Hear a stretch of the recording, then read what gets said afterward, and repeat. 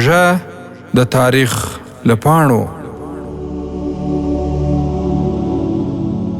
د رمضان المبارک 22مه نیټه. په دې نیټه کې د تاریخ ځینې اړینې پیښې او مناسبات. امام طبري رحمه الله لیکلي چې د رمضان المبارک په 22مه نیټه قرآن کریم په یو ځل د دنیا اسمان ته نازل شو.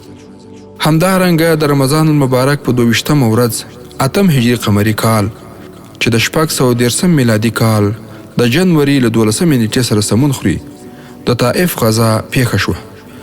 او په همدې ډول د همدې یعنی روژې په 22مه ورځ 203 هجري قمري کال چې د 806 میلادي کال د فبروري میاشتې له 20 نیټې سره سمون خوري امام حافظ ابو عبدالله محمد بن یزید بن ماجه قزوینی رحمه الله لدې فانی نړۍ څخه سترګې پټې کړې.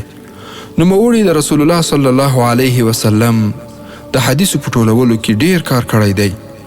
سنن ابن ماجه د حدیثو د 6 مشهورو کتابونو چې د صحاح سته په نوم سره هم یادېږي د جملې څخه دی.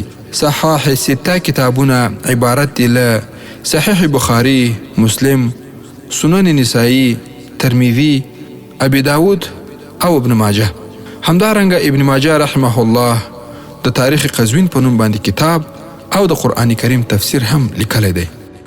او په همدې ډول د روژې مبارکې په 22مه ورځ 207 هجري قمري کال چې د 801 میلادي کال د جنوري میاشتې له 9 نیټې سره سمون خوري د اندلس 8م اموي واکمن عبدالرحمن ناصر دنیا ته سترګې وغړولې.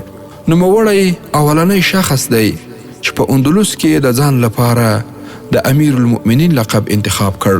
د عبدالرحمن ناصر په 50 کلنه واکمني کې اندلس ته په علم، تمدن او ثقافت کې ډیر کار وشو.